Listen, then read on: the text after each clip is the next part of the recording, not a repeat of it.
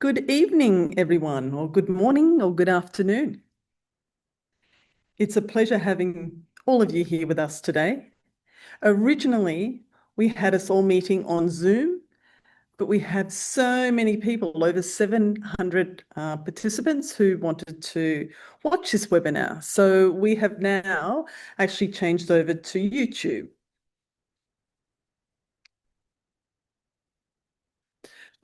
So we are excited for today's event, and it's the experiences of deafblind and also interpreters and their experiences working in this field. WASLI and World Federation of Deafblind have had an MOU over the years, and this is our very first Zoom or YouTube webinar that we're having together. This is the very first time, which is very exciting.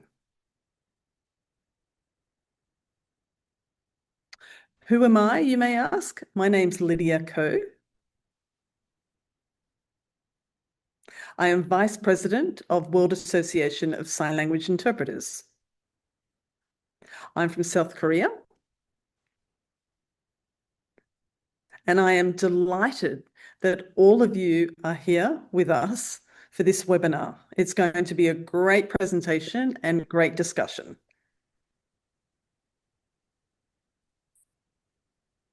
The languages of this webinar will be spoken English and also international sign.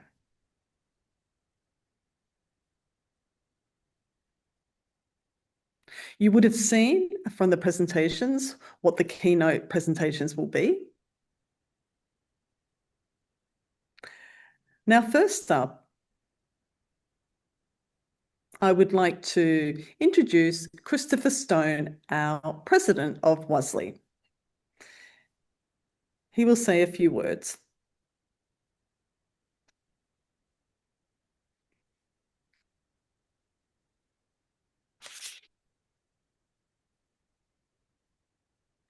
Greetings. This is my sign name, and my name is Christopher Stone.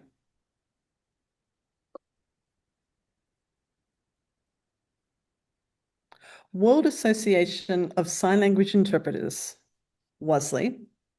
I am the president, and I'm delighted that we are co-hosting with World Federation of Deafblind.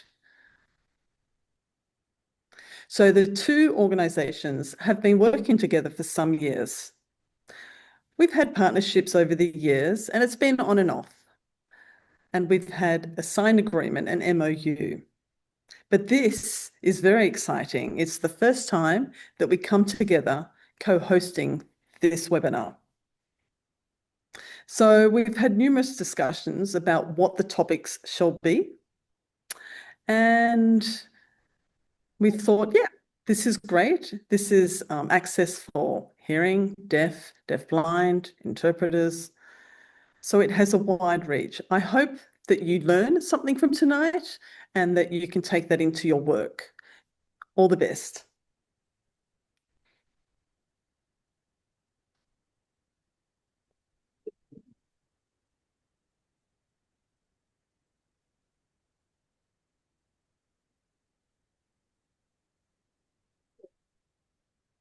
Thank you, Christopher.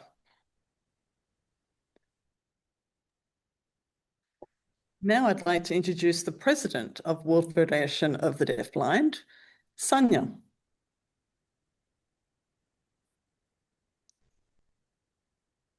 Over to you. I don't think we can see Sonia. Is she here with us?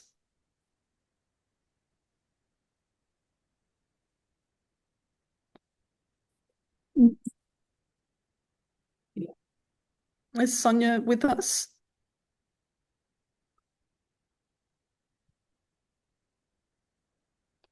Selena speaking. I don't see Sonia with us.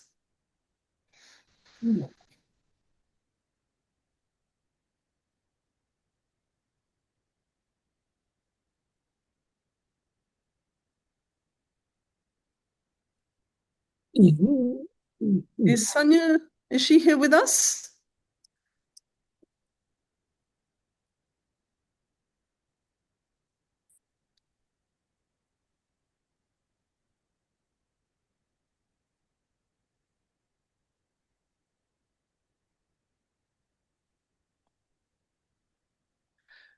I think we may be just waiting a little bit for Sonia to join.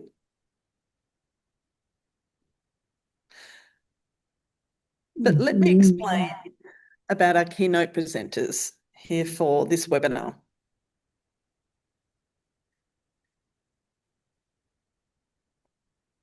We have 4 keynote speakers, and let me introduce the 4. Oh, I'm just reading a message here that Sonia, the president of World Federation of Deafblind, is unable to connect. She is trying, but she cannot connect. Okay, so we'll just wait a few minutes until she does connect. Hello, Sonia. It's so lovely to see you. Can you see us?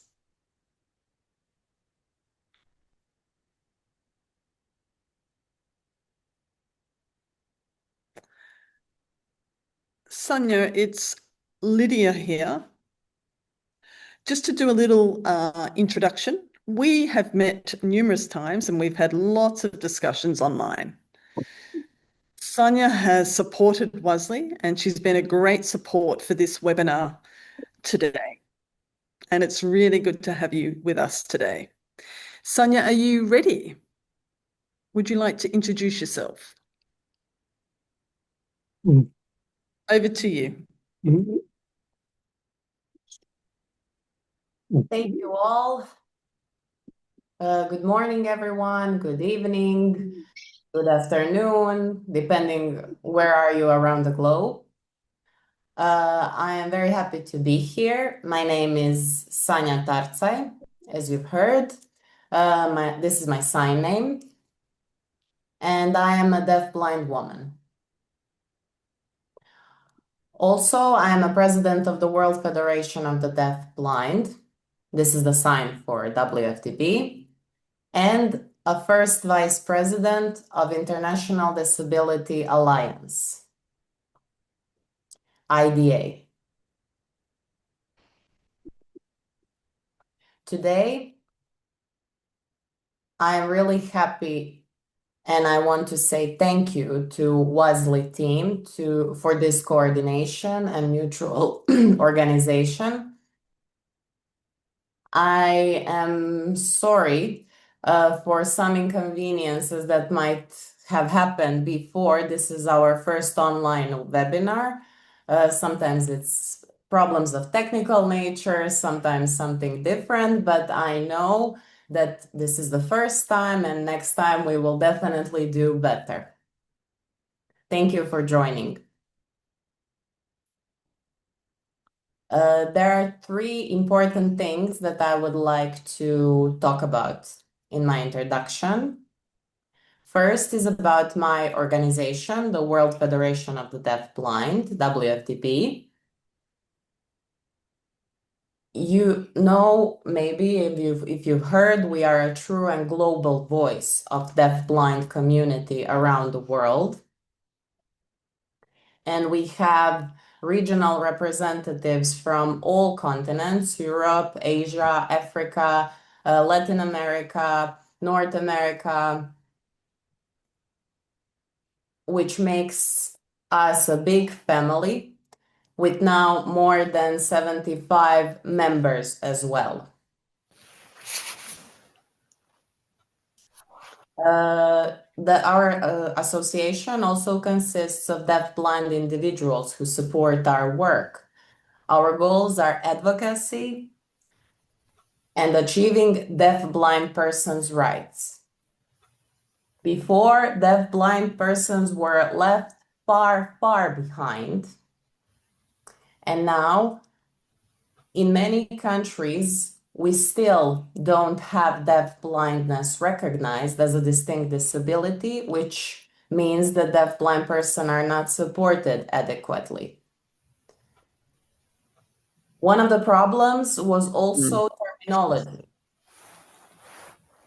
Yeah. For example, we were considered deaf and blind, or deaf/blind, or deaf-blind, deaf and hard of hearing, or visually impaired and hard of hearing, and many other combinations. And that really caused trouble into inserting deaf blindness into policies.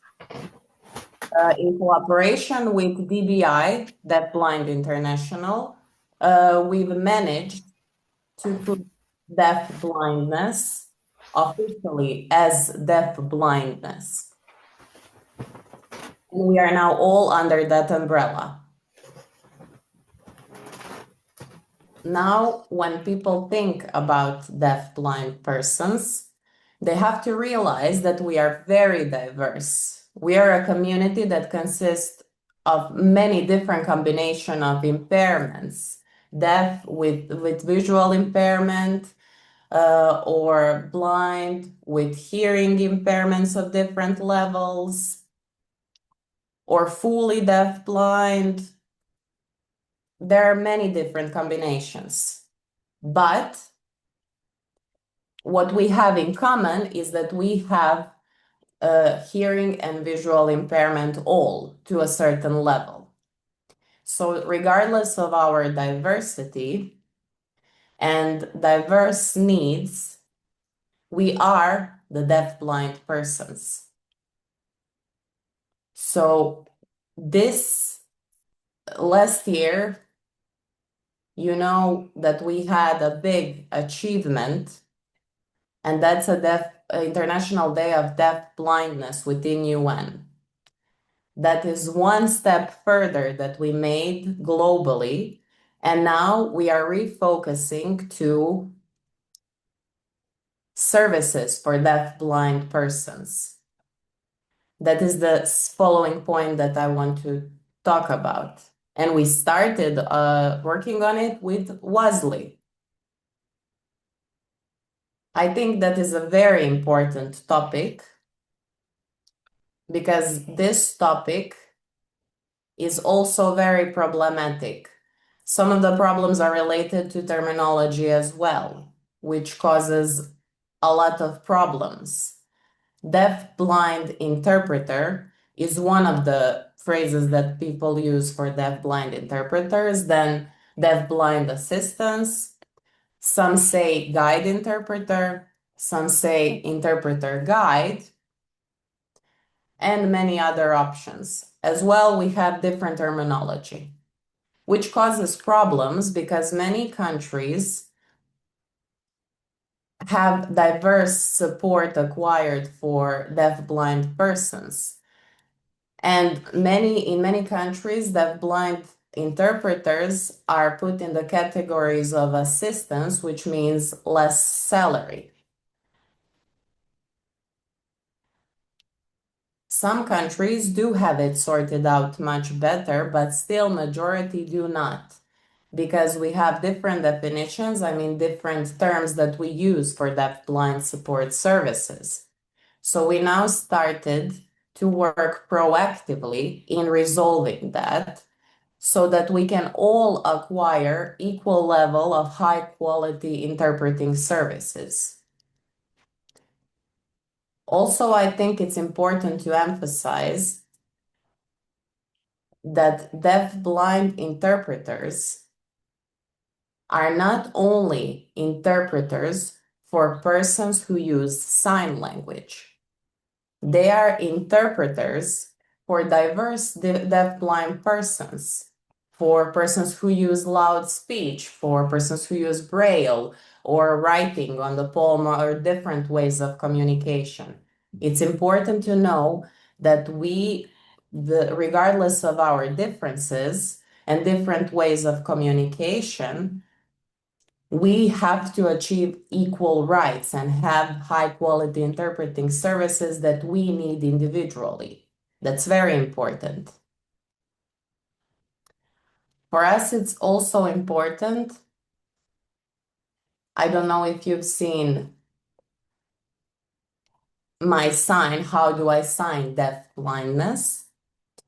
Before, there were many signs as well that were wrongly used. For example, when there was a deaf mute covering your mouth and people were getting offended, that's why we have this different sign now, a sign for deaf-blind as well, in order to respect certain parameters. You will hear more about deaf-blind interpreting, ethics, and professional from our two deaf-blind representatives, Linda and Samuel. And we have two deaf-blind interpreters who are experienced and are about to inform you regarding the topics that we're covering today. I hope that you will enjoy and that you will learn something new today. I want to express my gratitude to WASLI, my heartfelt gratitude for organizing and coordinating this webinar. Thank you for your representatives, for all the interpreters that are involved in this webinar, and a special thanks to Lydia, sorry, and special thanks to Lydia. And I hope that you will find this webinar productive. Much love from me. Thank you.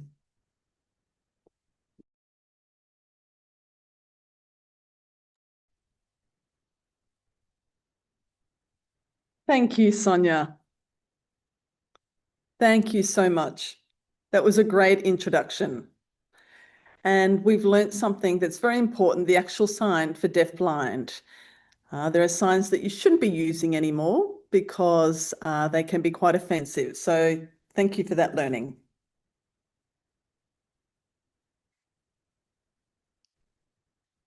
And it's great that we have this World Deafblind Association and that it's worldwide. And this year is very, very important that we celebrate that on a yearly basis. And Sonia, over the year, has advocated, not just recently, but for many, many years. And you would have seen that we have hearing and we have deaf blind, we have deaf interpreters, we have hearing interpreters. And many of us, you have to plan ahead or prior to that. So thank you so much for that introduction. Wonderful. Now let's get started. As I mentioned before, we have 4 presenters. So our first keynote is 20 minutes per person.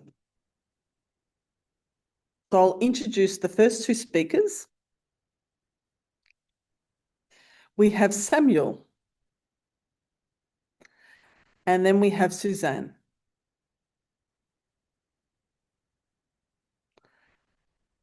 Now, this topic is about World Deafblind communication and access. So over to you, Samuel and Susanne. First up, we have Samuel Valencia. Samuel, you may start. So you have your interpreter who will speak in English, is that right? You will translate?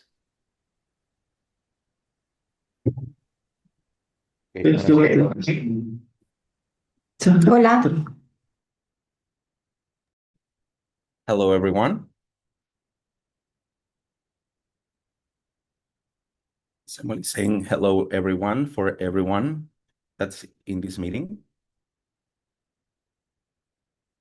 and all the ones that can hear us right now, everyone that's sharing with us in this webinar. My name is Samuel Valencia. This is my sign name. I am a deafblind person. I'm totally deafblind. I am a psychologist. And also I have a master in administration.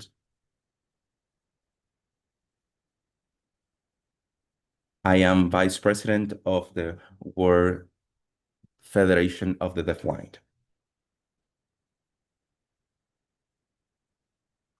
I'm very happy for the words that Sanja have addressed to everyone, where she explains the importance of understanding the diversity of our disability. By my side, I have my deafblind interpreter or guide interpreter. She is Lucero. This is her sign name.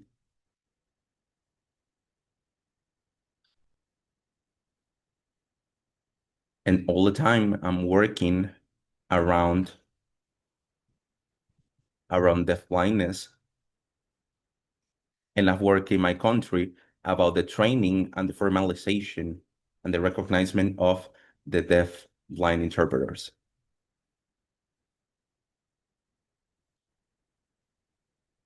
One of the essential points that I want to address to understanding the persons with deaf blindness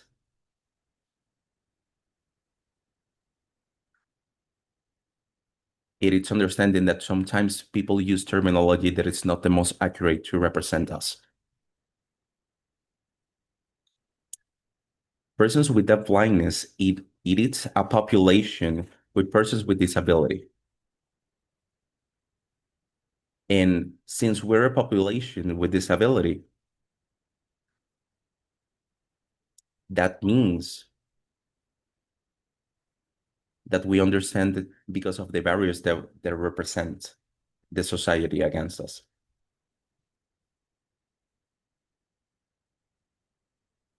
In the book, The Deafblindness and Multidisciplinary Analysis, chapter 3 that Daniel Alvarez wrote, it tells us to understand deafblindness not as a community, but as a population. That it's different from other communities. Because we don't have a lot of elements or factors similar like other communities. That's important to know that deafblindness, it is recognized as a unique disability because we combine different impairments, visual and auditory impairments. That's where the barriers become the communication, the access to information, and mobility.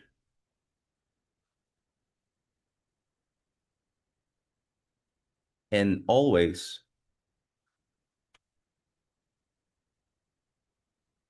when we have persons with deaf blindness or we identify ourselves, what we have in common are the barriers. Even though we sometimes see it and in different ways. So it is really important to understand that when we define ourselves as a population with disability, we always talk about the three barriers in general: communication, mobility, and information, that are always lingering around us or always interfere in the access to our rights, education, the right to participation, the right to work. To eliminate those barriers, we have different ways to do it. When we talk about disability, we talk about barriers. We also talk about how we eliminate those barriers. And one of the most important aspects in the elimination of those barriers It's having deafblind interpreters and or guide interpreters. This is one of the most important means that we have as deafblindness population to eliminate those barriers. As well as worldwide, as Sanja was saying, the term or the concept of guide interpreter or deafblind interpreter varies.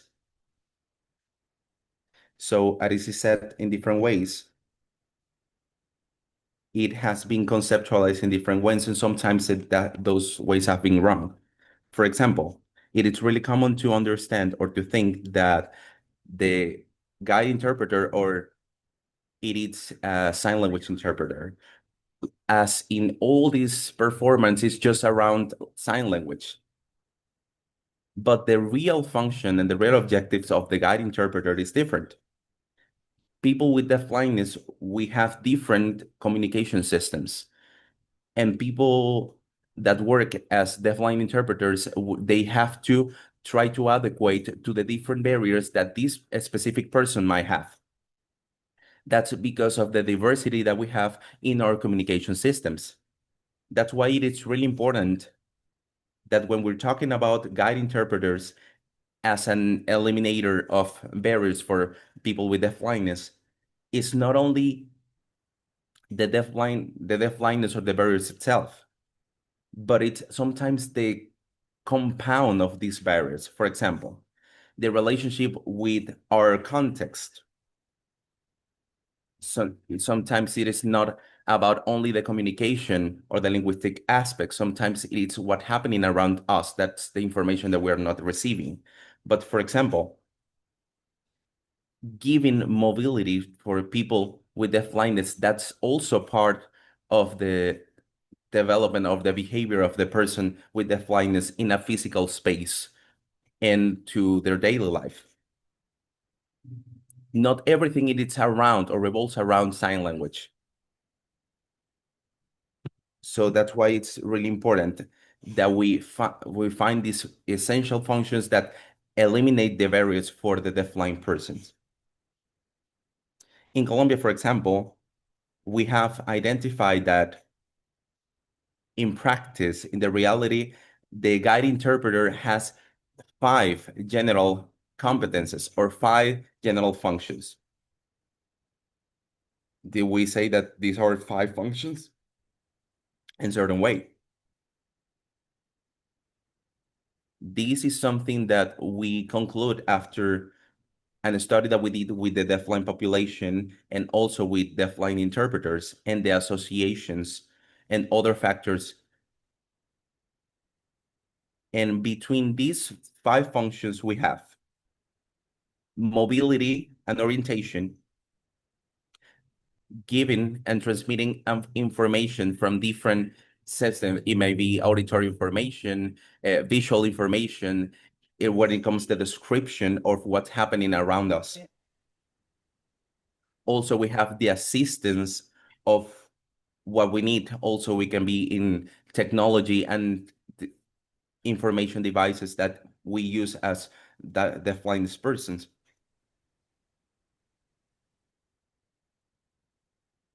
And sometimes we also need the assistance in different aspects. What happens, for example, we as deafblind people, sometimes we have barriers depends of the characteristics specifically for each one individual. So these deafblind guides or deafblind interpreters, they adjust to our individual needs. That's why deafblind interpreters need to be trained to do that work. So that's why the training of these guide interpreters, it needs to be led by deafblind people. It needs to be a formal education. It is not correct to think that deafblind interpreters or sign language interpreters are the one that have to actually train deafblind interpreters, because it is not the same. They have different needs. So sometimes they need more specific information for more specific needs. So we're understanding that the deafblind interpreter, it is a very important element to eliminate barriers. But there comes another term that it's really important, which is accessibility. Sometimes we have sometimes we have misconceptions about the deafblind interpreter that talks about accessibility. But accessibility is a really complex term, and that it's joined with a very important concept, which is a reasonable adjustment. A reasonable adjustment, it is really important to understand that there are adjustments that are individual, that are personalized to each and every one individual. So every person with deafblindness have a unique, and they have different needs. So, for example, Sanja has their own needs, and also that her service and the participation is different. I also have different needs to her. So each person with this disability or with deafblindness, we have different needs. So that's where the deafblind interpreter comes to place, because their service have to be adjusted individually to every person that they are working with. So accessibility, it is not personalized. Accessibility, it is general. When we understand terms with accessibility, it's a different context. That's why we say that we can complement those terms, but they have different areas of work. For example, accessibility, it's for everyone. So another thing that is important for us to understand, it is the support that we have, that the deafblind interpreters have a support in their life. So we need to understand the diversity. So the role of the deafblind interpreters just needs to be adequate to the diversity of the population. So some people, they are just deaf and then they lose their sight. So their needs are totally different. And sometimes when we have these type of populations that they have been just to sign language people, so the transition from having this person that is deaf to become them blindness, or for them to understand what's their disability, it is really difficult for them, the difference between a sign language interpreter and a deafblind interpreter. So because this person, it is understanding their new disability, their new compound disability, between the population of deaf people or deaf-blind people. So we need to understand that we have diversity. Some people, they go to rehabilitation access and they have different therapies, and they can understand different communication systems. So they need different support. Deafblind interpreters, they have very specific functions that are different from sign language interpreters. They are totally different roles. So precisely,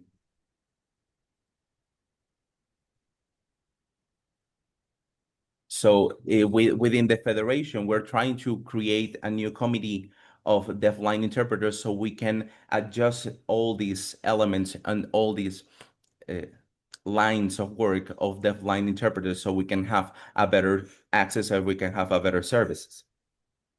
So we understand that there are some people who really want to support and really want to understand, but it is also a right for us to understand deafblind interpreters as a reasonable adjustment, as people who give a service. So it is really important to understand the specificity of this role. And we can go with this, so we can try to find these rights.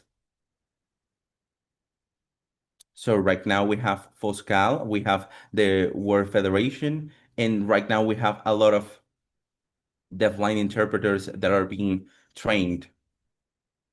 And we hope that we can continue giving visibility to this role, we can continue training them, and we can try to find them. And also, it has also been joined with all the associations of deafblind persons. so they can give us our best service and the way that we actually need it. So my job within this work, it is not only working, I've been working a lot with this field, and sometimes we have other challenges. Sometimes it is not about only the deafblind interpreters, but also having different demands and different needs. But it's also really important for us to all the work that we've been done about the formalization of the deafblind interpreters and the work of the deafblind interpreters, he needs to be also done with the deafblind people. It cannot be separated. Why? Because they are the main focus, and deafblind interpreters have to actually meet their needs of this population. So in the case of deafblind interpreters, I'm going to put my example in particular, because for example, I also need my interpreters with me because I need to be with them around. They need to give me mobility. It is for me, I need this direct physical contact for me to understand that, to have a full access. So I understand this is a very important topic, and we need to talk about more. And really, right now we have a really short time. I hope we have more other opportunities to continue talking about this.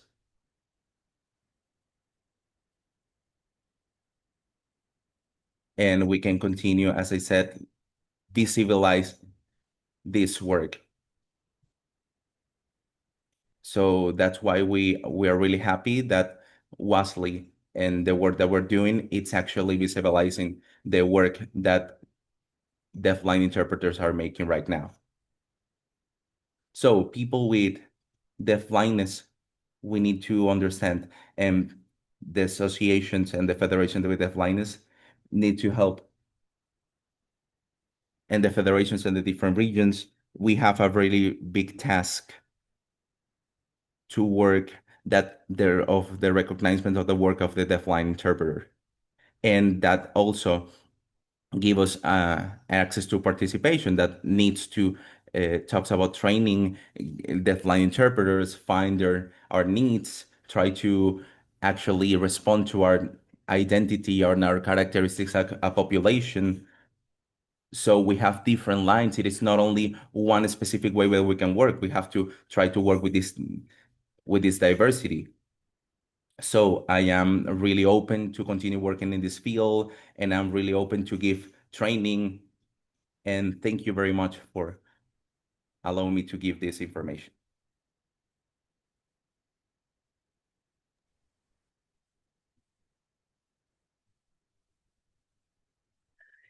It's Lydia speaking. Thank you so much, Samuel, for your presentation and sharing your experience with all of us here. Wonderful. So we will have some time for questions. Apologies, we don't have time for questions. We will now move on to our next keynote speaker. And we have Susanne with us, and this is her sign name. So over to you, and welcome.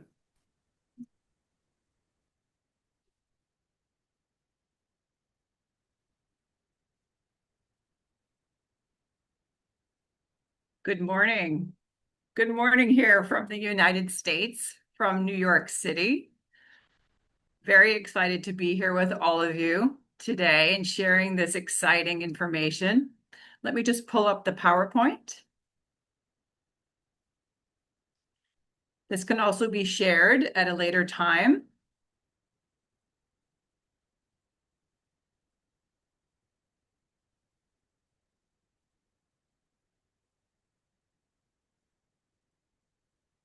Let me first describe, I am a hearing white woman with long curly hair, sitting in an office. I am very thrilled to see many of my friends from around the globe today. It's lovely to reconnect. It's an honor to be here to talk about this important topic as we all learn and grow together. So my name is Susanne. They said my sign name is an S in the US ASL off the cheek. But what's important to also say is my touch sign or my pro-tactile sign is a swipe down the arm and a tap. And why that is important is because it's particularly related to this topic today. My focus is talking about understanding the power of touch as it relates to our role as an interpreter. And I think it's so important that both Samuel and Sonia have already talked so clearly about the diversity within the community, but also the quite diverse range of terms that are used for essentially the same role of an interpreter, whether that is a guide interpreter, a deaf-blind interpreter, interpreter guide. I think that we've already established in this short time is that we are all functioning in the same ways, with the same beliefs as the deaf-blind individual, as the leader, that we must learn together. But within that diversity, but that foundation across all experiences is this power of touch. So I want to spend just a few moments talking about that.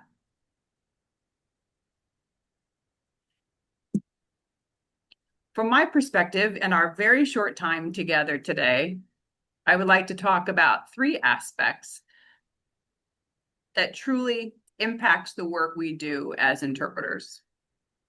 One relates to the science of touch. The second, the lived experience from deaf-blind adults. And then the third, how we as interpreters can support the autonomy or the independence of deaf-blind individuals.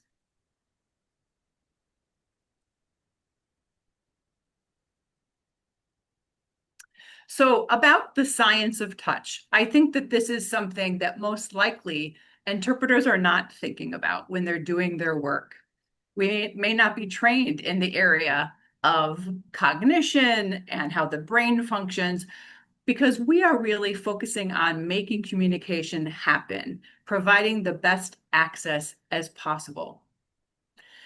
But I think if we take a look at what is actually happening in the experience of the body, might raise a little bit of awareness about what our role is and how we are using our hands in the communication with individuals. Because all humans experience the sense of touch. It's physiologic. In very rare cases, there may be considered touch blindness, or there may be no means of interpreting touch because of some sort of damage, perhaps to the central nervous system, or some sort of rare condition. But for the most part, every individual experiences touch, which starts at the very beginning of the entry into the world. And what science tells us is that there are two pathways in the brain that processes touch as information is experienced from the outside world. And those two pathways of that interpretation in the brain cannot be separated.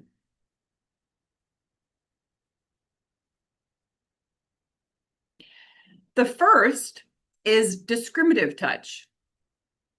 That's what tells us the facts about what we are feeling. The vibration of a feeling, the pressure of something, the location on your body or near you, the textures of the things that we are feeling. On the screen, you can see there is a picture of someone kneading some dough. And with that, how much tactile information is being experienced through discriminative touch. And so then how do we experience this touch? Well, it's within everything. The clothing that we wear, the smoothness of the outside of an apple, the chill of the bowl of ice cream, etc. But what is very critical when we think about discriminative touch, of course, is the hands and the interactions of the interpreter.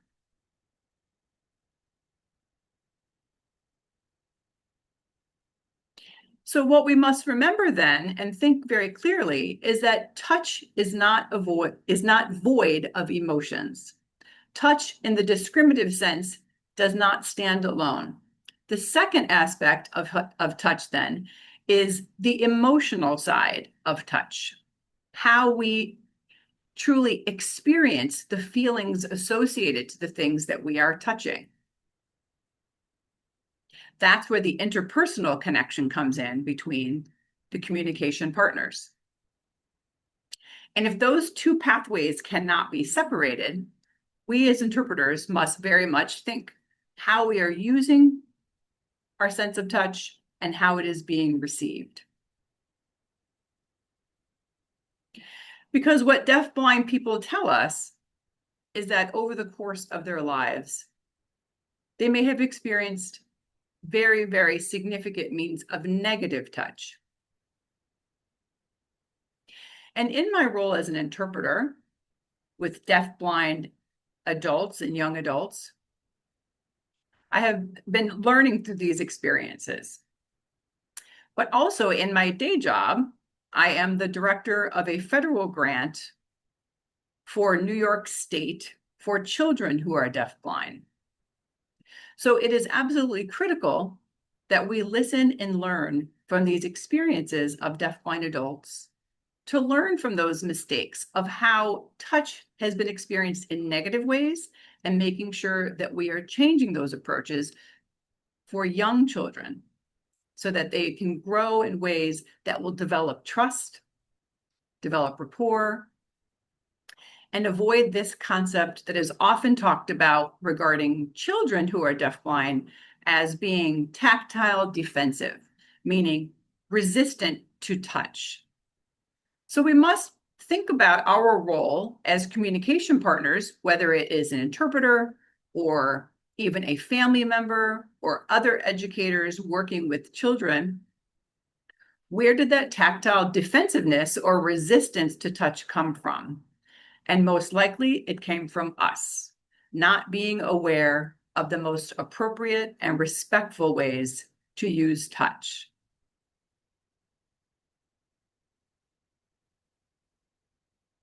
On the screen is a picture of several people communicating with each other. Two individuals are deafblind sitting face to face with three other communication partners sitting around. You can see here that there is a variety of engagements with the use of touch.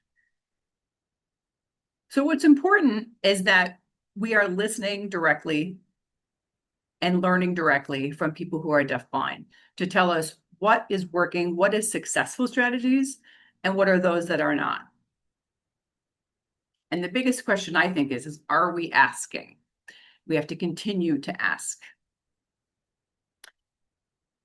So luckily for us, as things have evolved and changed over time, we are learning directly from deafblind adults who have developed a language called protactile language. You may hear it referred to as PT or PTL.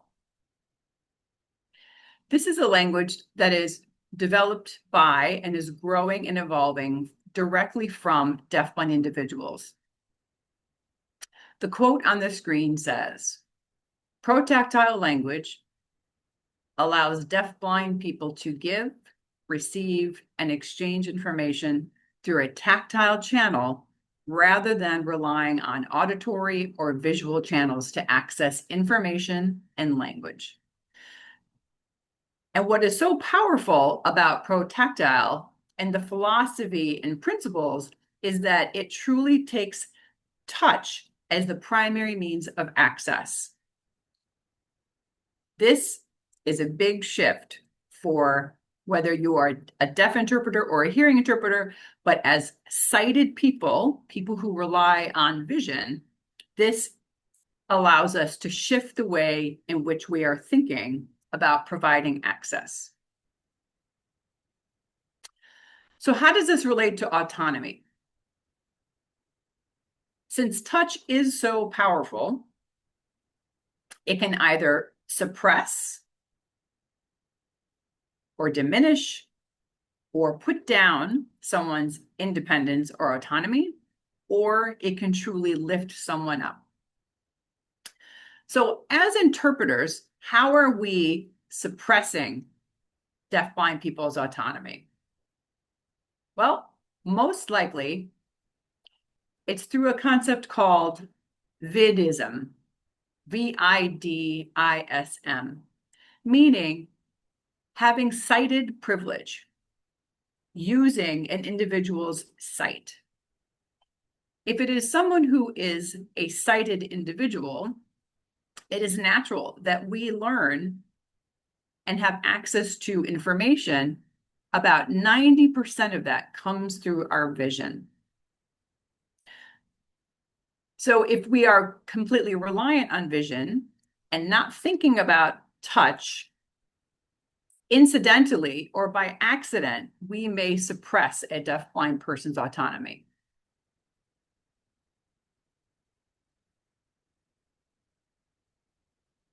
The second concept, also within protactile language, relates to a term distantism, meaning how we often live in a culture where touch is taboo. It is not allowed. It is not welcomed. So if we are operating in a way where we are avoiding touch, touching to things, to things in the environment, to people, that is another way in which we are suppressing a deafblind person's autonomy. So we need to be thinking about, as interpreters, are we relying on these access channels as opposed to thinking from the means of touch? So then how do we switch that and support deafblind individuals? It's already been mentioned this morning. Ask the person's preference. Since every individual may have a different approach and a different experience related to touch, and experience how they've experienced the world, and their own individual experience may be changing and evolving as they learn different access points. Ask the questions before making assumptions. As an interpreter, I think we have to constantly be mindful of those other channels, meaning vision and hearing. So be mindful of the incidental auditory and visual information that as an interpreter you have access to, and think how we can raise that bar to an equivalent level through the means of touch for a deafblind person.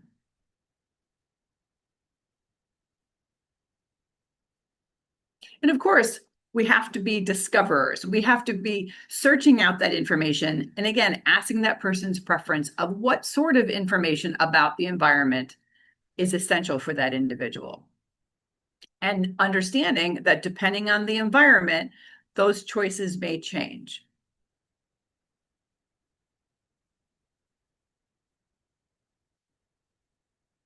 On this screen, there are 3 people seated together.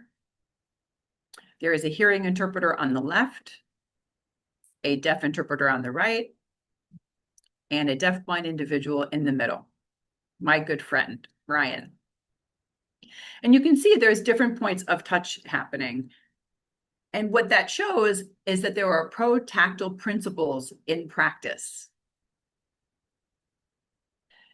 The one interpreter is maintaining a very close connection by touching knees, having the hand on the leg of the individual, while the other communication partner is providing access through touch. So I would strongly encourage interpreters to learn about what are these protactile principles? And the first and foremost, and the most primary, is this concept called co-presence. And Samuel already said it, the concept of with, not for. With meaning co, at the simultaneous. Doing something alongside a deafblind individual at the same exact time means that we will be able to access information on a more equivalent means. Thinking about the idea of sighted privilege again, this is a perfect example. There are three individuals here communicating together. There's a lot happening in the visual environment. It's all in choice making and providing that information to the deafblind person.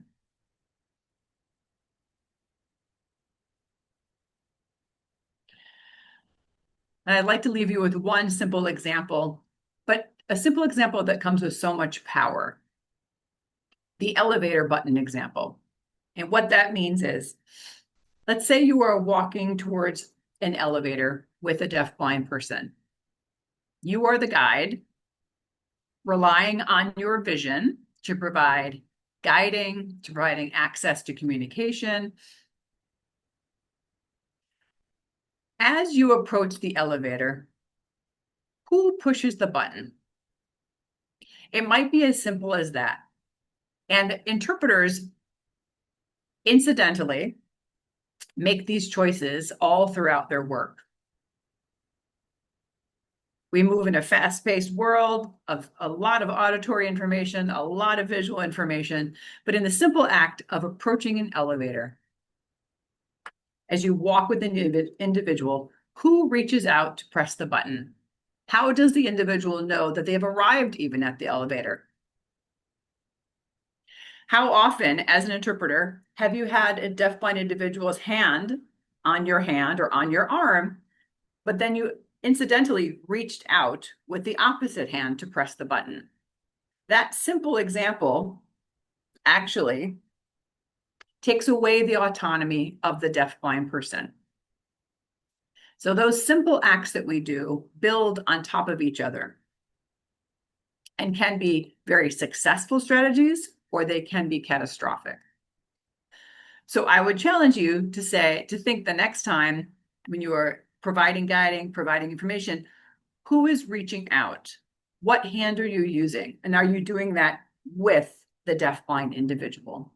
We can both approach the elevator together and press the button.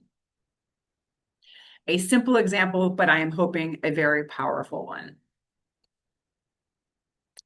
Thank you for your time today. I wish we could spend more of these hours together and more on a regular basis. I'm looking forward to future opportunities to be in person, to be able to touch and have real communication again soon.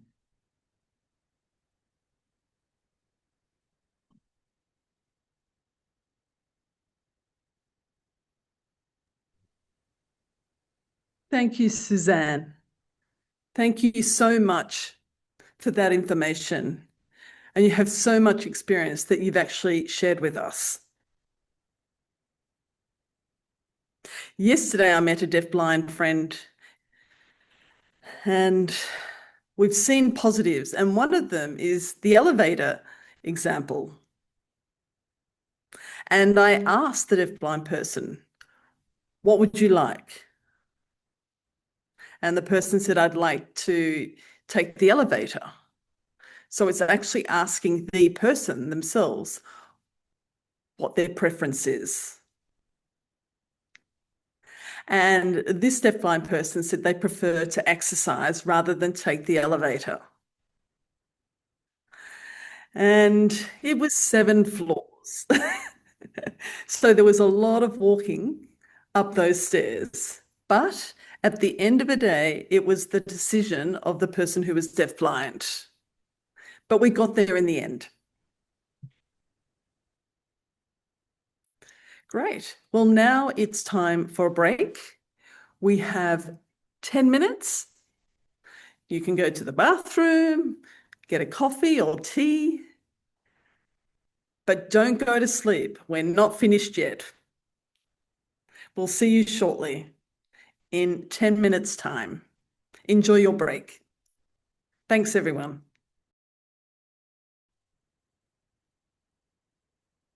Hello and welcome back. I hope you all had a well-deserved break. Ah, hello. Welcome back. Now on to our second presentation, and we have two keynote speakers.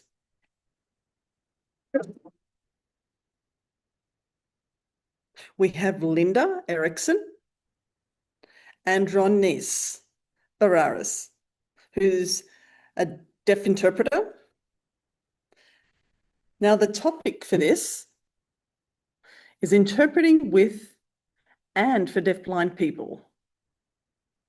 Interpreting ethics, empathy, and partnership.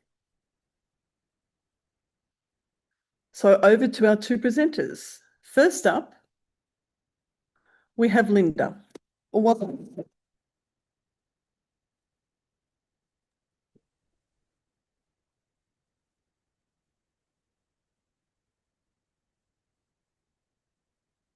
Okay, hello. This is Linda speaking, Linda Eriksson. Firstly, I would like to ask you, can you hear the interpreter? Is it loud and clear? Great.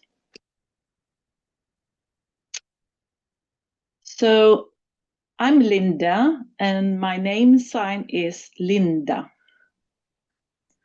I also have a personal haptic, a social haptic name sign with the capital L and my name sign connected under the capital L, Linda. I'm from Sweden and today I'm representing the Swedish Association for Deafblind. I also work as a pedagogue at the National Resource Center for Deafblindness.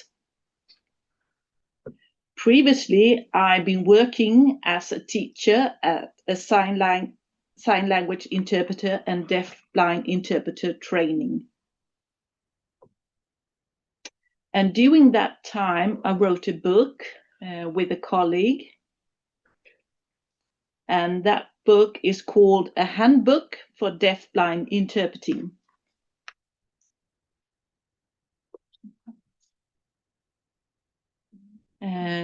I just noticed that my PowerPoint, the slides, they are not shown here.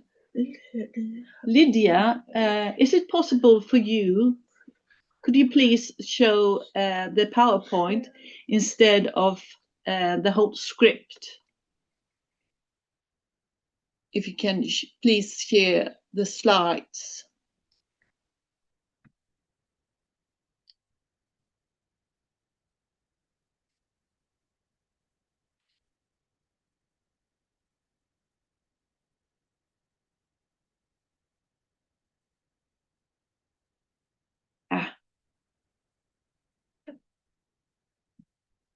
I will continue anyhow. I have both slides and script, and I freely would like to share all that material with you. What I would like to raise as an aspect and issue today is the aspect on deafblind interpretation and the role of deafblind interpreters. Firstly, I would like to address a warm thank you to Samuel and Susanne for their presentation. It was excellent, and that is directly connected to what I would like to raise during my presentation. However, in 2008, the board of our organization approved a definition of deafblind interpreting, and this definition is what I will talk about today. The definition is followed here in Sweden, and it's also translated into English and Spanish. So if you are interested in the text, please contact me, and then I can email you our definition translated. In the Nordic countries, Denmark, Finland, Iceland, Norway, and Sweden, there's also a definition of deafblindness that says,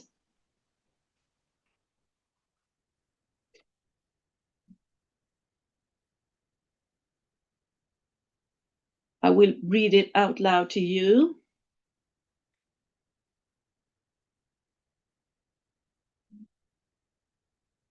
And it's exactly what Samuel mentioned before. So it's directly connected to that deafblindness is a combined vision and hearing impairment. Such severity that it's hard for the impaired senses to compensate for each other's. So to varying degrees, deafblindness limits activities and restricts full participation in society. It affects social life, communication, access to information, orientation, and the ability to move around freely and safely.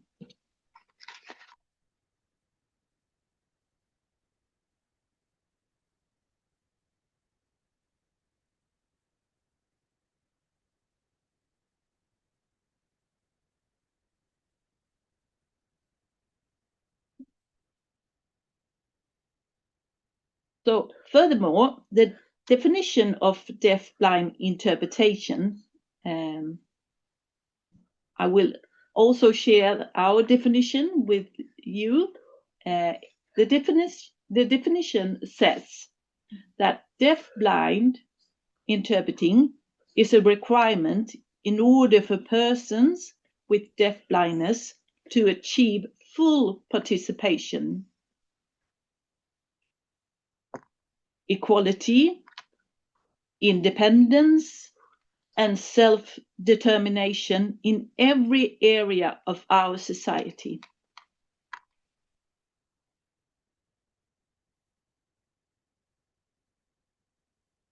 And this is also what you have already raised as important access, the importance of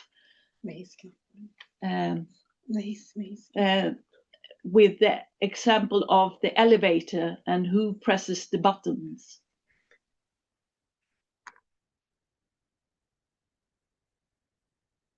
That it's important to be given the information, the both visual information and the auditive information. And all this is intermediary of both visual and hearing impressions to persons with deafblindness. And it's important to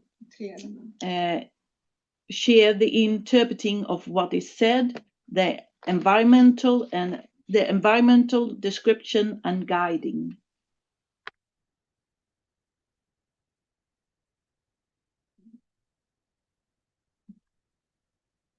Furthermore, this is the central difference between sign language interpreting and deafblind interpreting. Since sign language interpreting is mainly interpreting of what is said.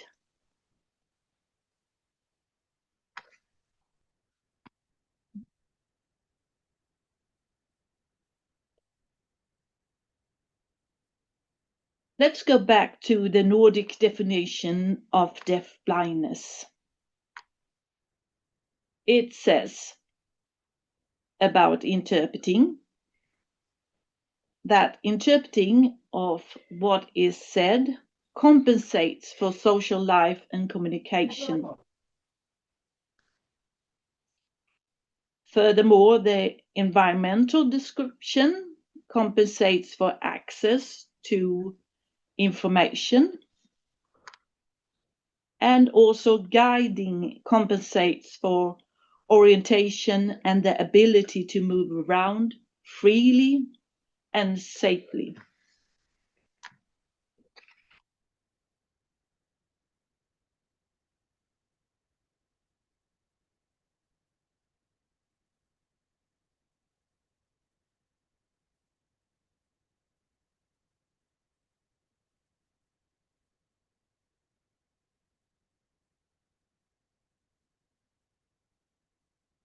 Now I would like to explain to you within the field of interpreting of what is said and what we think about interpreting.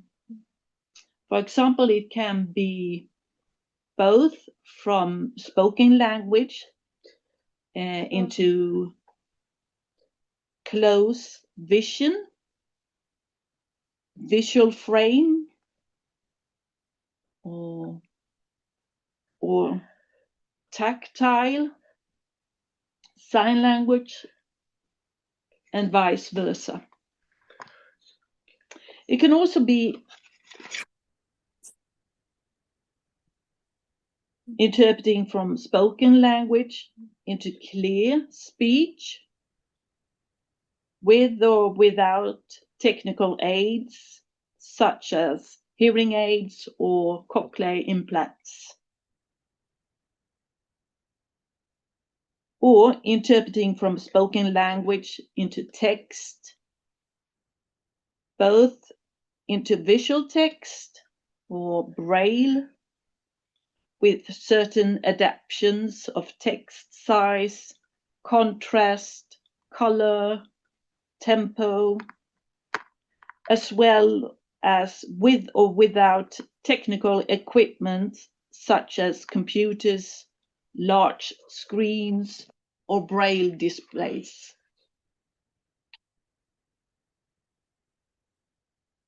And furthermore, interpreting from visual sign language into close vision, visual frame, or tactile sign language.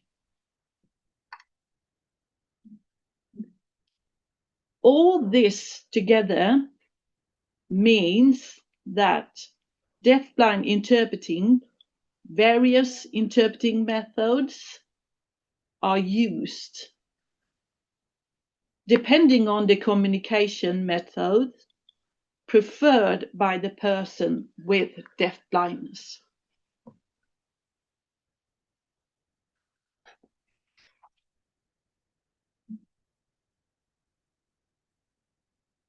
In contrast to sign language interpreting, where the only method is spoken language into sign language and vice versa, deafblind interpreting is including interpreting of what is said, but at the same time as environmental description and guided are included.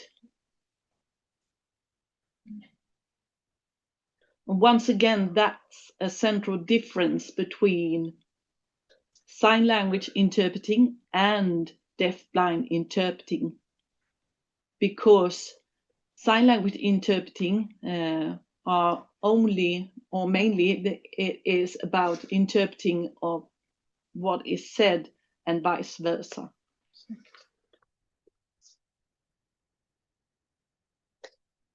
And it's deafblind interpreting is once again included with the environmental description and guiding. It's never excluded, it's always included.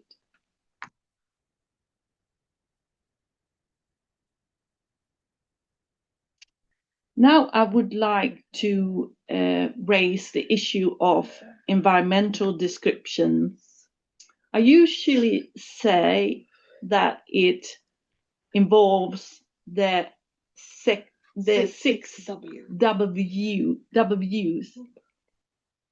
It's about where, And here I'm thinking about the description of the place or the surroundings. The next W is who. Description of other people present.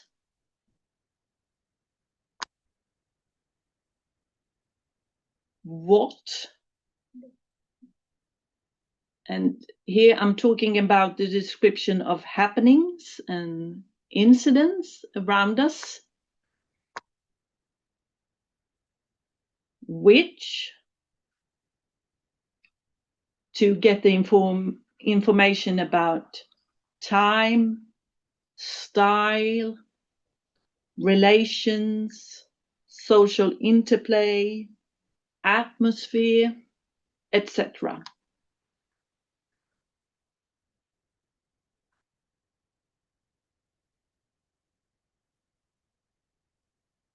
And our next W is where to.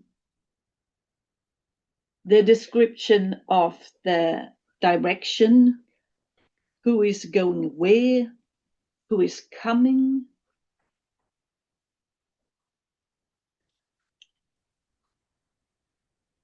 Excuse me, who is coming or going, what it's about, what's about to happen.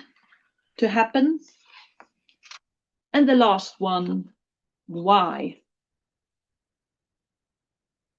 The description of why is something the way it is, why something is happening.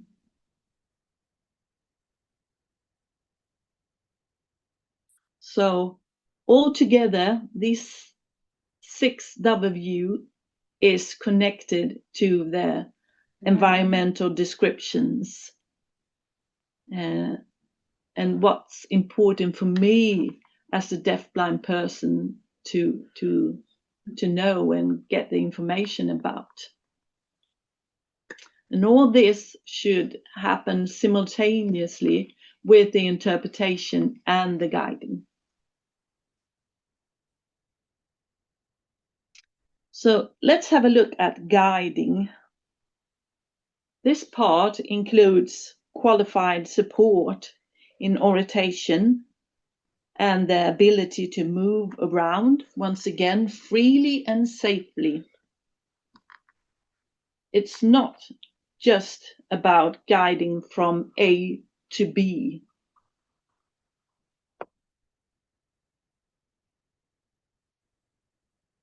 And guiding is also offered at the same time, simultaneously, as environmental description and interpretation is shared and conducted.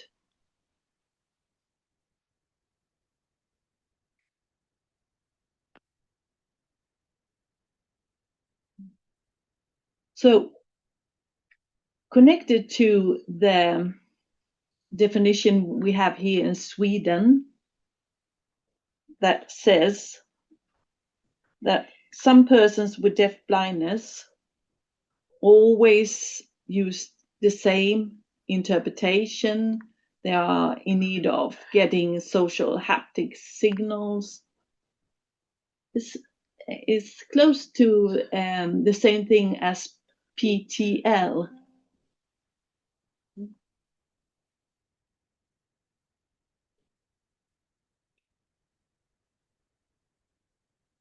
So here we can see that it's about interpreting connected simultaneously with other methods. Example, with the purpose of making a contact, getting feedback, confirmation, or social awareness, to express confirmation, or social awareness, to express confirmation, or social awareness to express information or social awareness to express information. I'm not sure what's the problem with my sound here and our computer. I'm not sure what's the problem with my sound here and our computer. I'm not sure what's the problem with my sound here and our computer. I'm not sure what's the problem with my sound.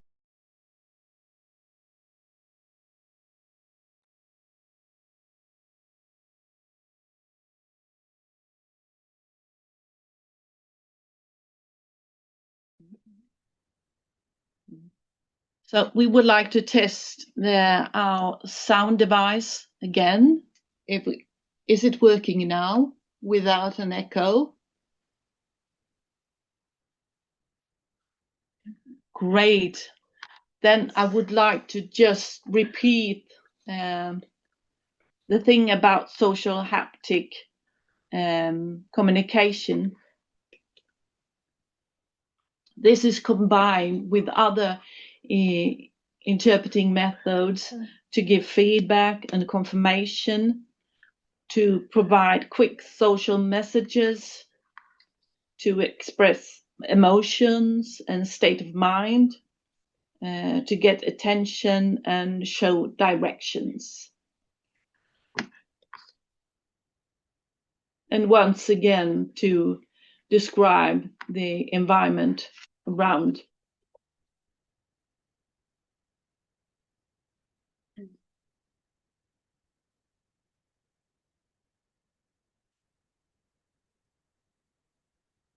So, at which occasion do we use deafblind interpreting?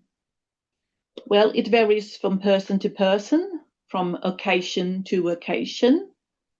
It depends on the context, and it can vary from context to context. It's something that it's a variation when it comes to this.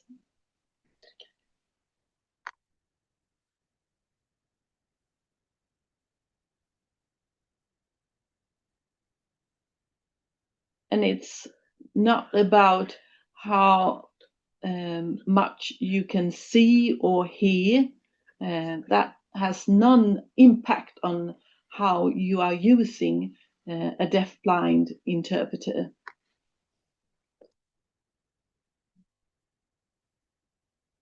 And as I already had mentioned, for me as an individual, I see all this as a partnership, a mutual interaction between persons with deafblindness and deafblind interpreters.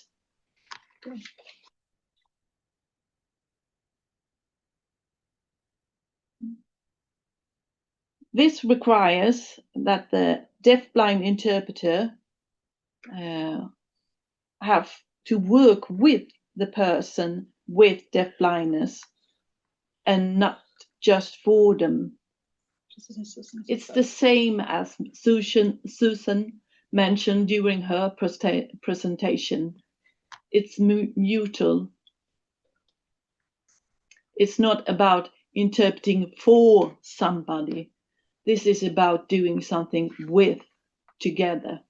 Mutual. It's not a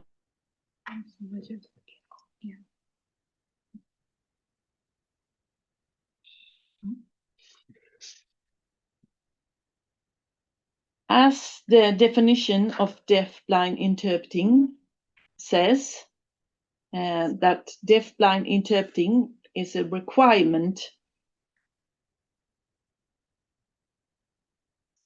in order for persons with deafblindness to achieve full participation, equality, and independence and self-determination in every area in society. But it also requires the deafblind interpreters to work with the person with deafblindness and not just for them. And now I would like to end to give you a warm thank you for inviting me today for this webinar and allowing me to share this with you and to be given the opportunity to present this also. Thank you.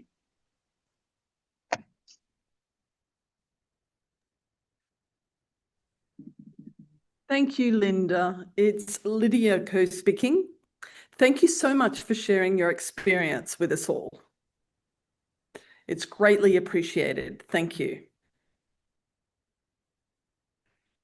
Now we have our next speaker. And who may that be? It's Ronise. Welcome. Hi, Ronise. Hello. Hello.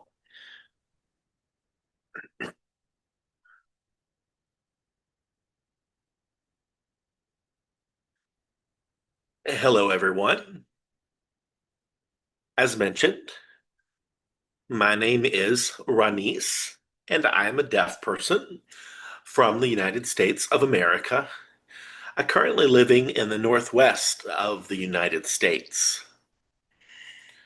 You will see English transcript that is also available so that you can read or use Braille to access the information in my presentation as well. I'm a deaf woman. I have light-colored skin with a salt and pepper-colored hair, cut short at the neck, and I am wearing 3/4 length sleeves and a black shirt with a black background. I work as a deaf interpreter as well as a deafblind interpreter and have done so for the past 20 years. I am a deaf person, and so I experience that in my own life, but I have been fortunate to have been educated by the deafblind community as to what they need in interpreters.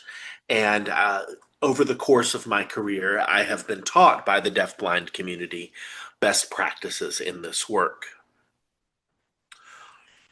I thank WASLI and the World Federation of the Deafblind for this first opportunity at a workshop.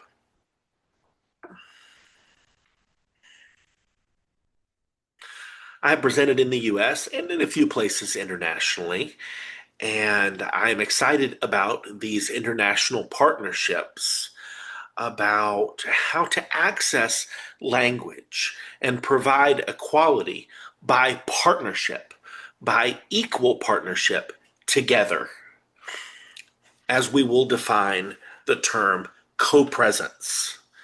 Presence together, so that visual information is presented tactily or in a way that the deafblind person can access. I do have a PowerPoint. I'm not sure if it's going to show up or not.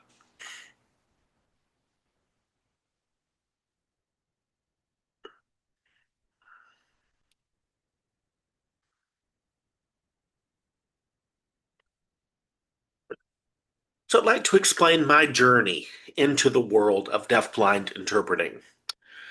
It started back when I was 8 years old.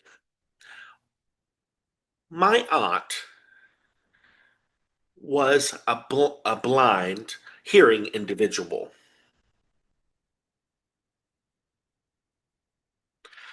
I remember noticing that she was able to cook in my home, and that really gave an impression to me, and her ability to do so many things, her independence really left a big impression on me. And then later, when I was 16, I met a deaf-blind person and was able to communicate with that person as well. And then I moved to Seattle, again in the northwest of the United States, which has a very large deaf-blind population.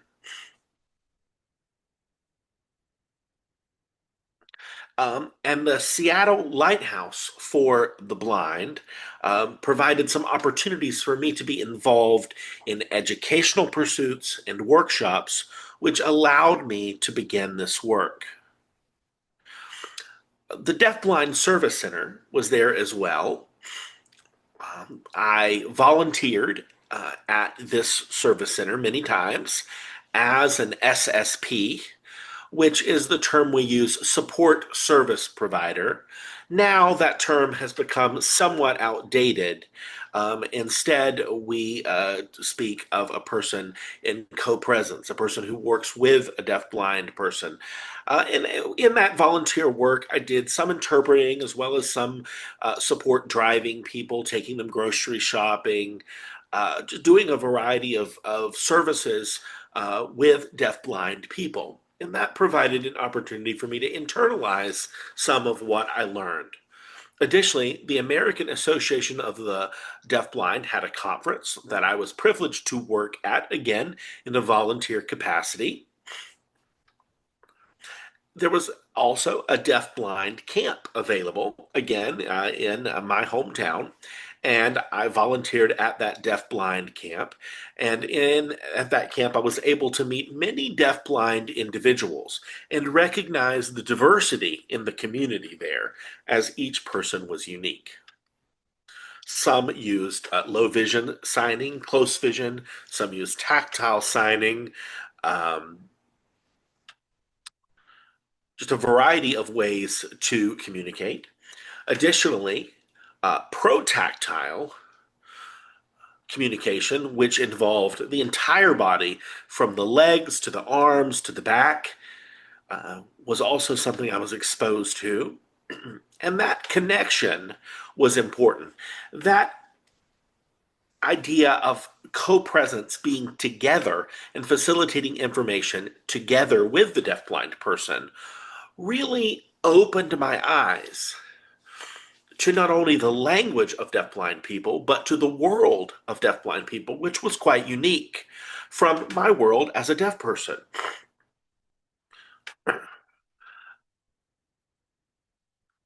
I recognize the importance of taking everything that I experience visually and providing that experience in a way that is accessible, often tactilely, to deafblind individuals.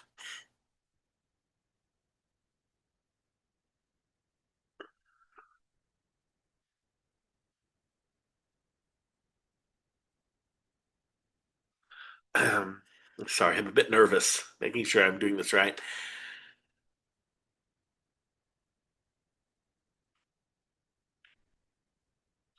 So when we think of how to communicate with deaf-blind people, one of the important concepts that we need to really emphasize is autonomy. Deaf-blind people's autonomy in a variety of settings. As a guide, we are not a leader of the deaf-blind person, but rather we go with them.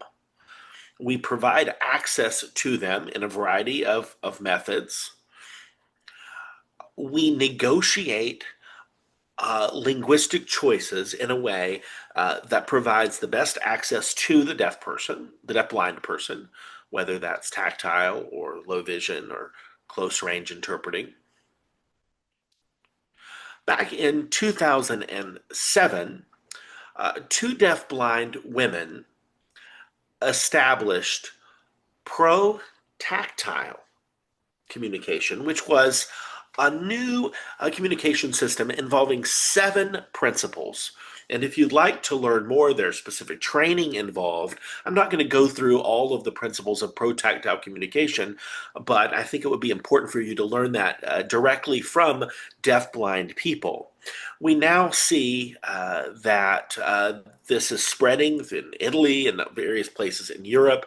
I know that there's some training available. So if you would like to have that training, it would be great for you to get that training directly from a deafblind individual.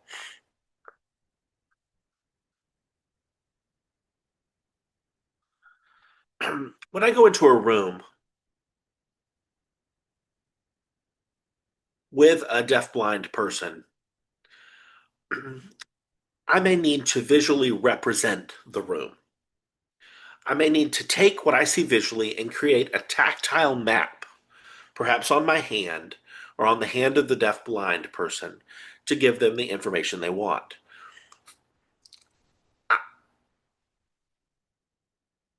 I give them this information about what's available, a restroom, a friend, a table, whatever they might need, so that they can make the decision.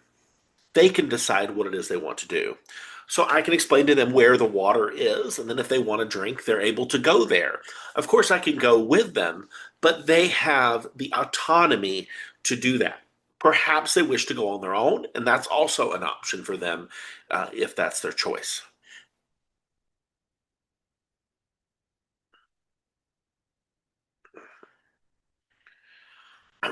It's important to provide a good background. Deafblind individuals can struggle if they use residual sight and there is lighting in the background or there's not good contrast of colors. So it's important to have a good dark background to talk with the deafblind person about what's important for their communication needs. For instance, here on Zoom, there can be some real limitations because there's no opportunity to actually touch any of the people who are talking. So it's important to have a deafblind interpreter with them to provide many communication options like we're doing here, perhaps with Braille, perhaps with tactile sign language, whatever communication option that particular deafblind person wants to use. It's important that they have access to the world. And again, whatever it is that a deafblind interpreter sees needs to be placed on the hands to be tactily communicated so that the deafblind person has access to that same information.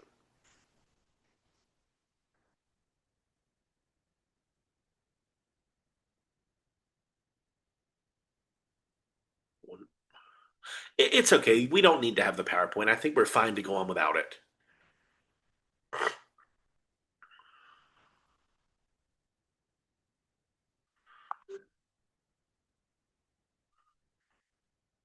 Yeah, I mean, what I have in the chat and what is on the PowerPoint is basically the same information, so I think it's redundant to have the PowerPoint on screen. Whether it's a deafblind person or a blind person who is hearing, a PowerPoint can provide limited information. Although the interpreter can certainly provide access to any of the written information, whether that's in Braille or whether that's in tactile sign language. But regardless, any of the information that's visually depicted has to be provided in an accessible manner to the deafblind person. So in this case, I think we don't need the actual presentation anyway. So as we've mentioned, autonomy is a key principle in working with deafblind people. Co-decision making is also important. For instance, if I'm going to eat and I'm talking with a deafblind person, I don't feed the deafblind person. That would be silly to do, right? They're going to feed themselves, but rather together we make the decisions about how we're going to go about that. And that idea is an example of how we should frame all of our work with deafblind people. We're not leading them, we're not going in front of them, we're not taking them where we want them to go, but rather we're working with them to experience the environment and provide access to the environment, communicating alongside them. It's possible that close vision is an option that some deaf-blind individuals like to use with close vision interpreters, but when their eyes become tired, they may then move to tactile sign language. Or they may choose to use Braille for a time. They may need to rest and have a chance to disconnect from the interpretation. This doesn't mean you're doing a poor job as an interpreter, but it might be a need of the deafblind person. I can't tell you all of the needs a deafblind person might have and you just simply provide them, but rather you need to work with the deafblind person to co-construct the experience.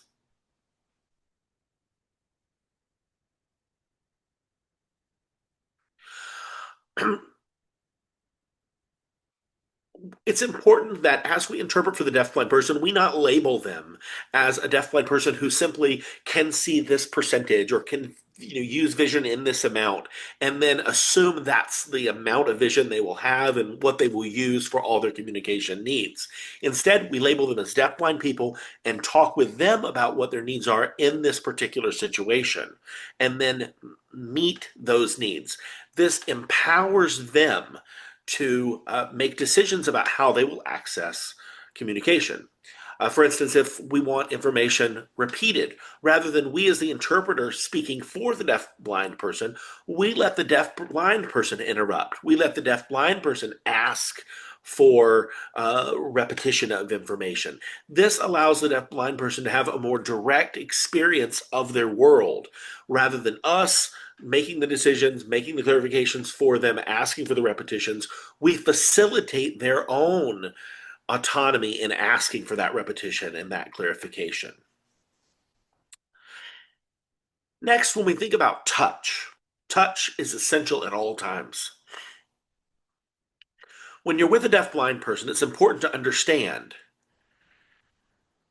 that as you are with them, you show what you're doing. For instance, even if I look to the side, if I'm beside a deafblind person, they won't know that I'm looking to the side unless I use my hands to show them what it is that I'm looking at.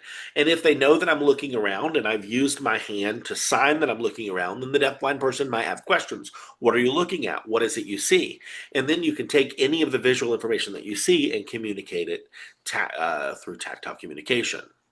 If I'm going to use my phone, I might not simply tell the deaf person, sit there alone, let me use my phone, but rather I might let them keep their hand on my hands while I use my phone so they know what it is that I'm doing. Even if I'm eating or drinking, rather than moving the deaf person away and having experiencing space alone, you keep the deaf person in that space and you experience that space together so they know what you're doing, whether it's writing or eating or whatever you might be doing. They, through the sensation of touch, can experience what you're doing in your world. A deafblind person, of course, might have a friend that they're talking with. For me, when I see that happening, I can watch what it is that they're saying, or I might give them privacy by standing behind them. But even when I stand behind them, I will keep my foot on their foot so that they know where I am. Then if they want to give private information to their friend or talk to their friend in private, they can do so, but I haven't left their world. I'm still tactically with them, even though I'm behind them. This provides them the freedom to talk with a friend about whatever they want while recognizing that their guide interpreter is still present. I'm just looking at my list of ideas to make sure I'm covering everything.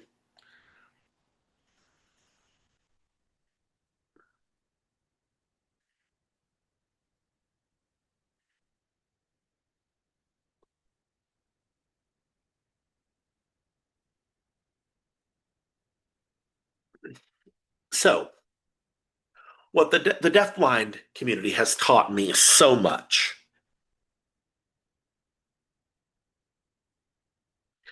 As a deaf interpreter or deafblind interpreter, I do recognize there are important differences. Interpreting for the deaf community involves airspace, whereas interpreting for the deaf-blind community involves touch space. that importance of being in constant contact, constant physical touch, providing all information tactily is a unique skill that is quite distinct from the skill required to be a deaf interpreter in a deaf world that is sighted.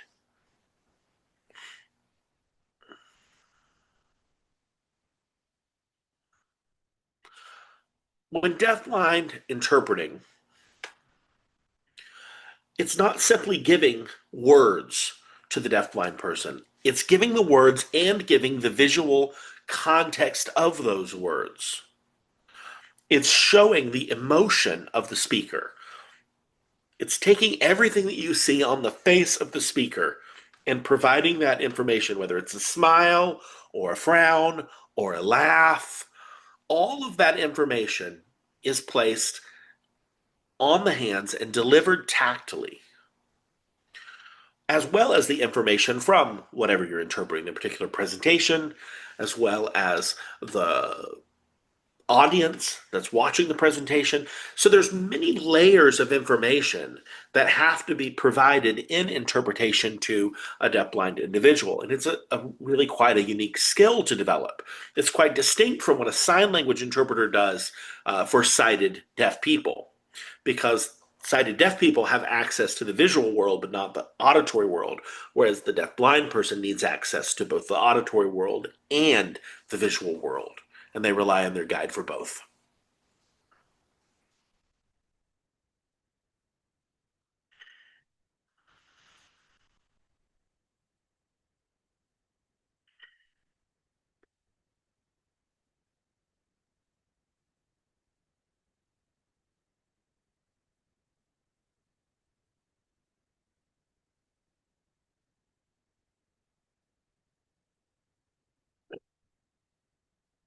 The deafblind community helped me learn to take my time, to not rush through things.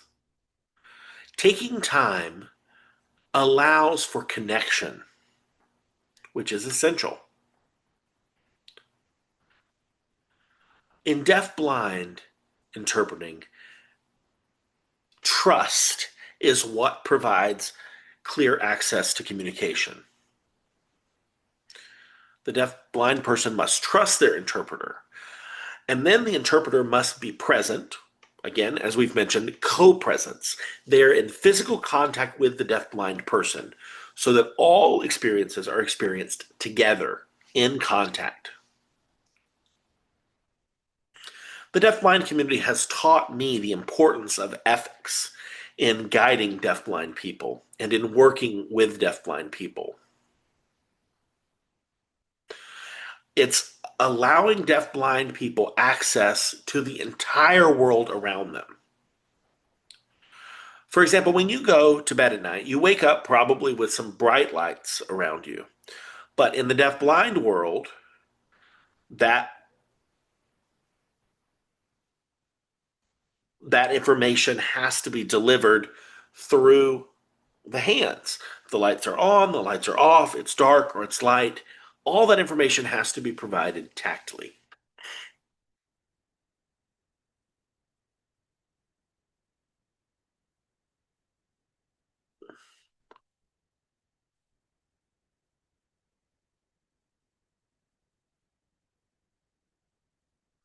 So this global deafblind accessibility issue, again, I've talked about my work in the US and my own experiences in the US, but I do recognize that globally there are some diverse experiences, and I have very limited knowledge of those experiences. For instance, in Turkey, I was there and I was able to have some experiences, but I wasn't able to fully integrate all of those. I would say Turkey and Korea are the only two places where I've had some in-depth experiences. So I can't speak for the entire world, but I don't wish to say that any particular way of being is right or wrong, but rather I want to emphasize the individuality of each place. It's important that we develop the CISI, the Certificate of International Sign Interpreting, that is beginning to be developed. I'm excited about that.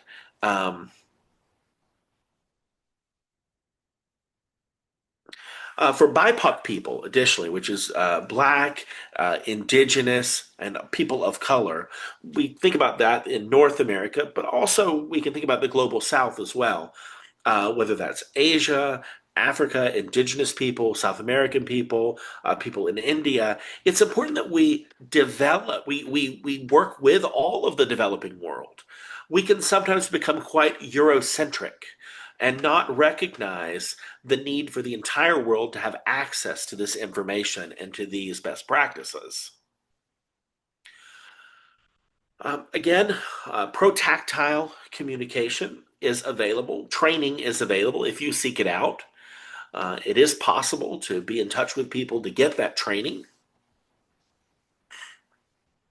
When we talk about ethics, again, I'm familiar with ethics as they're generally presented in the US. There may be some differences in other cultures and other places. And so we need to be able to accommodate those cultural differences as we figure out what is the most ethical practice in a given situation. This requires great flexibility with ourselves, with our ethics, with our cognitive approach, with our communication approach, with everything that we do. It's important that we network with other hearing interpreters, other deaf interpreters, deaf-blind interpreters, international sign interpreters, that we grow our network because that is going to grow goodwill among all of us as a community.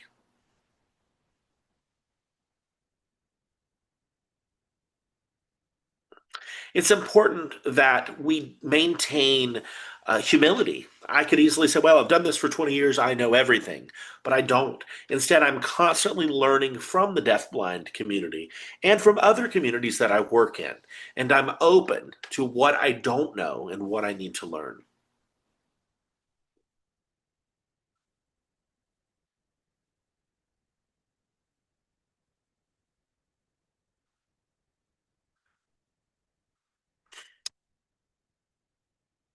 When we talk about global issues, we might think about the UN. We might think about the Convention on the Rights of Persons with Disabilities.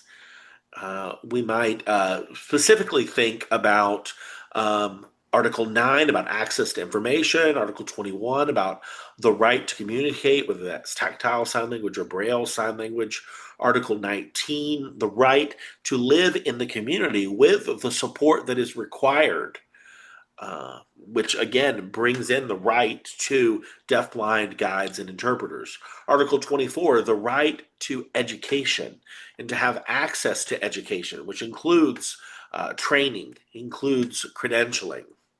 And then CRPD 30, the right to participate in cultural events, sports, recreation, swimming, tennis, deaf Olympics, deaf blind people can be involved in those things. So it's important that we recognize and internalize this global perspective on the rights of all people, including deaf blind people.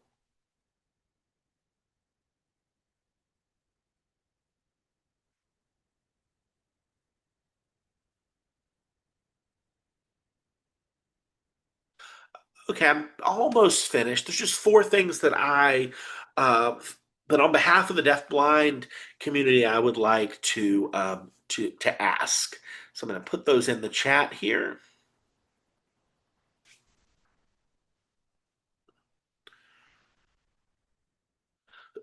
Sar Morrison says this: inclusion means you can come in. You're not on the outside, but you can be on the inside. That's the idea of inclusion. On the other hand, equity says, what tools and accommodations do you need to succeed once you are here?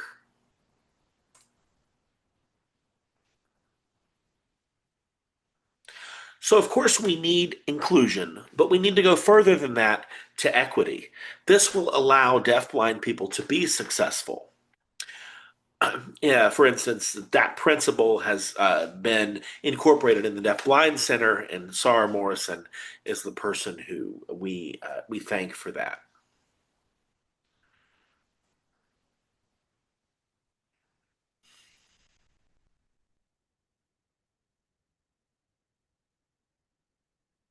Additionally, Keith Clark says, touch within 3 seconds of meeting, which means when you meet a deafblind person, immediately touching the person so they are aware that you are there. Not leaving them without touch, but remaining in touch, whether that's at a conference, whether that's with friends, at a workshop, wherever that may be, staying there in co-presence, in physical contact.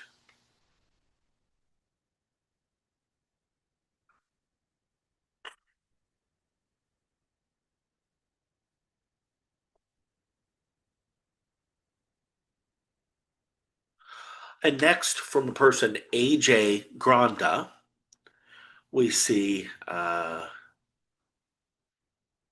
a deafblind woman who this is the deafblind woman, one of the two people who were involved in establishing pro-tactile communication in the 7 principles.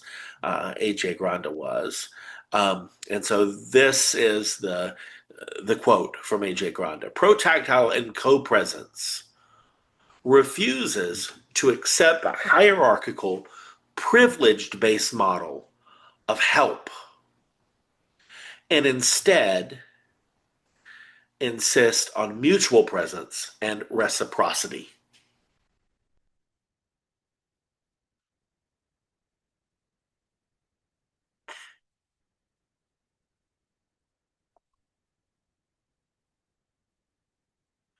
And last, this is me. It's not I help you, it's we do this together.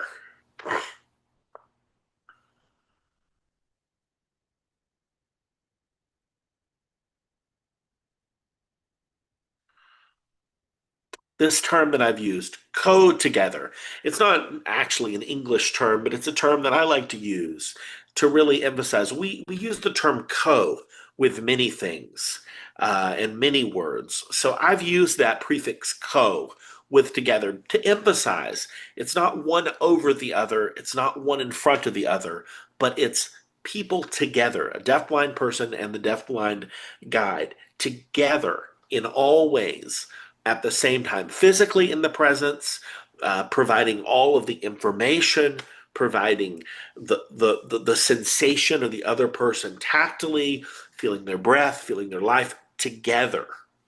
That is our goal. All right, I believe I'm done. I want to thank you all for your time, especially Lydia. Thank you. Thank WASLI. Thank the World Federation of the Deafblind. I want to thank you all for this opportunity and thank you for your attention. Thank you so much, Ronise. Thank you for that thought-provoking presentation.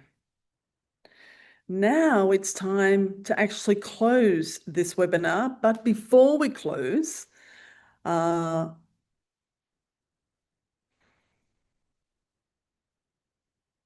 could you type or can you email to the Vice President for those listening to the English? If you could type this, please let me know.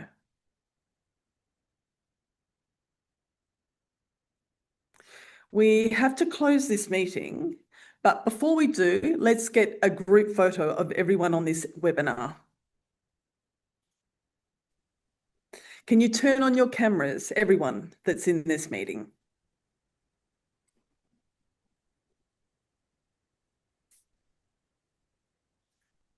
Great. 1, 2, and 3.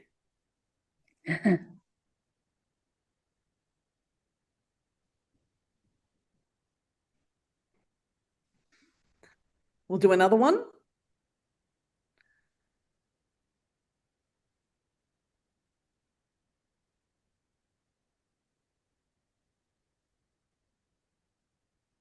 One, two, three, smile.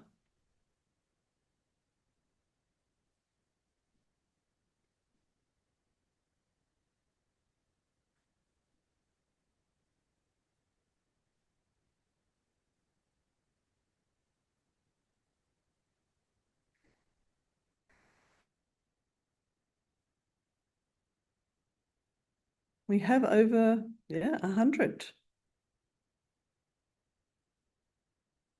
Wonderful. Thank you so much for turning on your cameras, and thank you for participating in this webinar. We will meet again in 2027, yes, next year, on the 7th of September, or the 7th to the 9th. So it's in September. So it's the 19th to the 25th. And where is that? That's the World Federation of the Deaf Blind. So we will meet face to face, and I look forward to seeing all of you.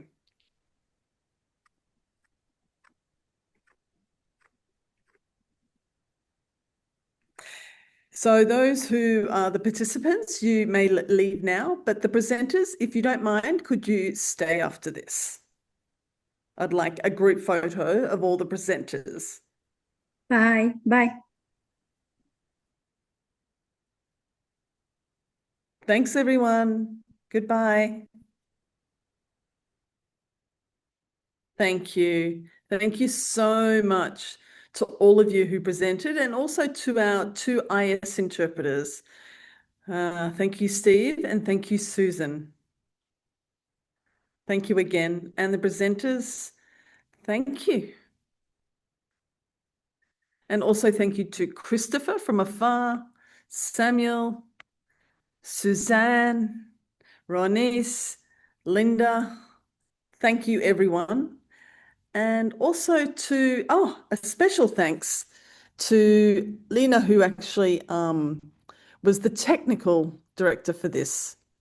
Thank you so much for organizing this. Thank you, and good night, good day.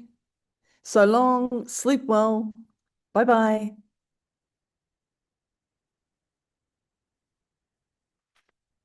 Bye, everyone. Love and hugs.